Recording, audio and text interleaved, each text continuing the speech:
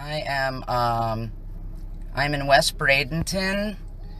I am currently sitting at the end of a very quiet residential street over here by G.T. Bray Park.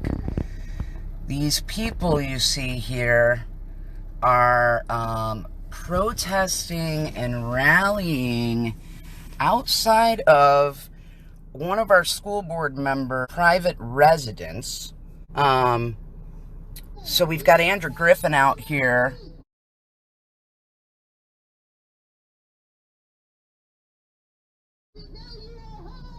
On an amp with a speaker. These people have neighbors. This is not downtown. This is at this woman's home. Here's the neighbors that they're being so respectful of. You know, like I said, this is a residential neighborhood. This is our school board member's private home. And these people are out here with a PA at 6 o'clock in the evening on a weekday.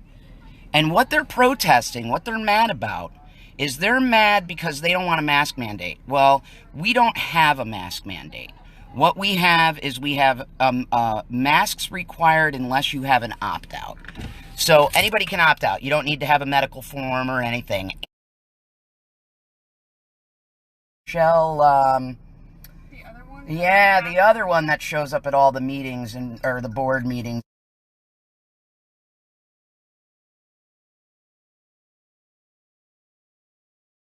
This guy's hat says Proud Boy, as does this one over here. So she has brought the Proud Boys down here to protest at our school board member's house. A school board member who didn't even vote for a mask mandate, folks.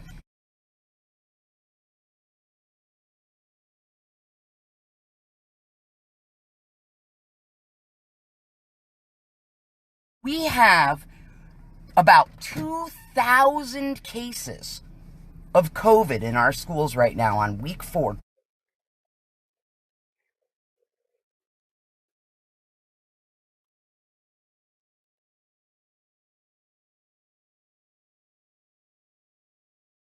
And these guys are out here protesting the woman who didn't even vote to really change anything.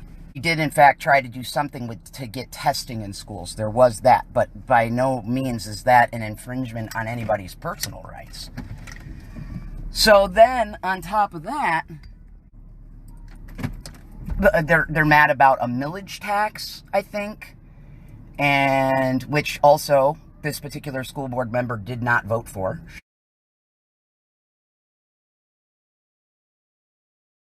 It's 6 p.m. on a day, and they are outside her private residence on a megaphone. Proud Boys here hiding their faces. Oh, there's another Proud Boy up there on his shirt. They're screaming out with the commie. Just to be clear, Mary Foreman is a registered Republican. They could pick any number of public spaces, but they are choosing to come and block this road in a residential neighborhood to scream at a woman about things that she did not even do. They're mad that she voted for a mandate, which we don't have one. We have opt-out, and it doesn't even require, like, I could send my kids to school and they wouldn't even need to wear a mask, and I wouldn't need to sign a piece of paper and it would be fine.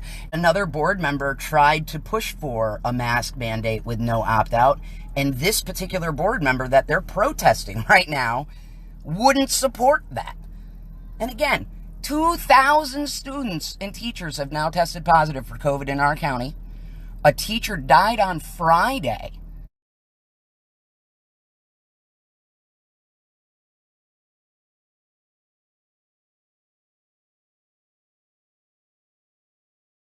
I think it is totally okay to be out here at 6 p.m.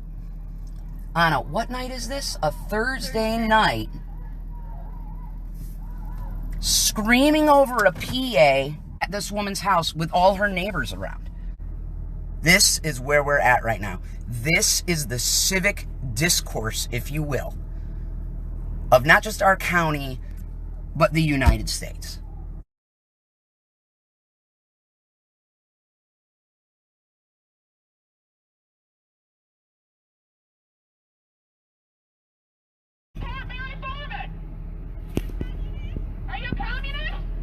Am I a communist? Marxist? Marxist. No, you're one of those people that want to sit in the house. You know what, woman? You know the funny thing is you're all alone. You're all by yourself in that vehicle.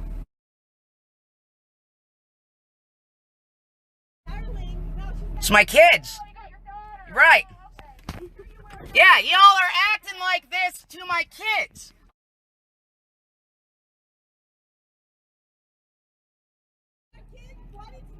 Okay, friends, this is the level of... Can you please stop? Thank you. Again, we have 2,000 positive cases in our district schools at the moment, and we've been open about 4 weeks. A teacher died on Friday, and these people are out here in the road in a residential neighborhood with megaphones and hollering and speakers protesting a board member's house who literally would not support a mask mandate with no opt-out, who did not vote for the millage.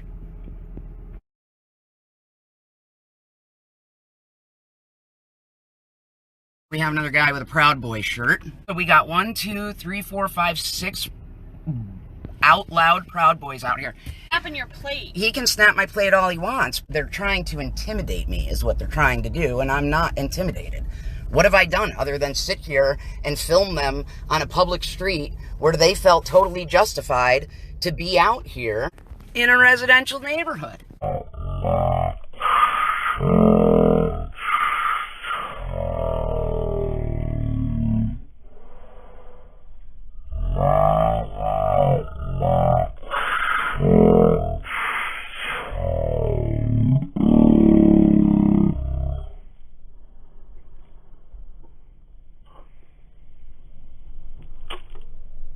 These people, they're elected officials. Yes, they're public servants. So yes, they're in the public eye. But it is not appropriate, in my mind, to then take it upon yourself. This is her residential street. You see all these cars? To then take it upon yourself to go ahead and show up at these people's private homes. That's not where their work happens. You want to go downtown? Fair game. You want to go down a main street? Fair game. But going to somebody's house on a Thursday evening with a megaphone and an amplifier, Gal and this woman, I guess, are passing out flyers to her neighbors. This is not protesting. This is not activism. This is intimidation. All of this to me just seems like not okay no matter what side of the spectrum you're on. I wouldn't be supporting this no matter who was doing it. This is not what courageous acts of civil protest look like. Ms. Mitch Maley. Sunday, September 5, 2021. On Thursday night, throngs of right-wing protesters set up camp outside the home of Manatee County School Board Mary Foreman's home to protest. Well, precisely what they were protesting wasn't all too clear. However, the scene was emblematic of the state of political discourse in 2021, in which so-called activists don't really need a reason for their anger, just heart which is dispute. At least part of the point seemed to be the school board state, which really isn't mandated at all, since anyone who wishes can opt out of it, a facet of the policy that Foreman, a conservative Republican, supported. In fact, the big fight over hours and hours of unhinged public comment on the issue essentially came down to whether it would be called a mask mandate and a mandate with an opt-in. If those two things sound like the same thing to you, that's because they are, in every meaningful way, the same damn policy. Nevertheless, Foreman, a retired CPA who ran up to help the board provide oversight of the district's many fiscal problems and received endorsements from every pro-Trump group in the county before being let over, is finding out exactly how difficult it is to appease the very vocal lunatic fringe of the party. The encampment outside of Foreman's house included the sort of angry middle-aged white women commonly found screaming about tyranny from the podium at school board and county commission meetings, along with a group of mostly out-of-town Proud Boys, who are always eager to jump to an issue regardless of whether it affects them, so long as it offers a chance for some attention. The irony in fact system protesting an optional face covering policy while exercising their personal option to wear face covering while doing so, though ordered their daddies for the benefit of another's health, was apparently lost on most in attendance. The only thing sadder than that disconnect was the poor child someone brought along who had a sign that meant to insult Foreman by way of declaring the two members who voted against the policy as being smarter than her, only to have misspelled smarter. TBT reporter Don Kitterman was on site to get video of the event, but apparently media attention, normally protest, was unappreciated, as this spectacle seemed purely meant to intimidate Foreman and or give those participating content their social media accounts, most of which were adorned the next day with photos of them flashing the OK sign, a gesture commonly meant to express white power, yawn. Kitterman, who had her dude in the car with her, was subjected to the sort of harassment only now come to expect at such gatherings, as Proud Boy members took pictures of her license plate and the women screamed at her, didn't know if she was a communist, double yawn. Her video can be viewed below. Some of them claimed the reason they were harassing Foreman at her home was that she failed to acquiesce to their demands at the meeting, you know, the public meeting that exists to facilitate such discourse. Newsflash, we live under a representative democracy. As such, the loudest voice doesn't always win. As those voices so often remind us that to them, elections have consequences, and that's why the ballot box is the proper place to get what you want in a representative democracy. When you find yourself on the prevailing side of a race or issue, you sometimes have to accept it as the other side of the coin when living in a democratic society. Were Foreman and other public servants to capitulate to every angry mob that storms their driveway, that would represent the sort of tyranny they seem to think they're living under. A majority of Americans favor mask policies in schools right now, including here in Manatee County. The current policy is actually closer to the minority's position than the majority on this one. Take the win. If that's not good enough, go ahead and organize, go ahead and protest, but do it at the venues that are meant for such discourse, like outside of the board's chambers. Showing up at the home of a little old lady on the local school board in an effort to intimidate her into taking your side is not only a very bad look, but it's ineffective, at best. She's free to vote as she sees fit. That sort of masked mob bullying is, and again, I appreciate that the irony is probably lost on those who most need to hear it, in direct contradiction to the very value that they claim to be defending. Dennis Mitch Maley is an editor and columnist for the Bradenton Times and the host of our weekly podcast.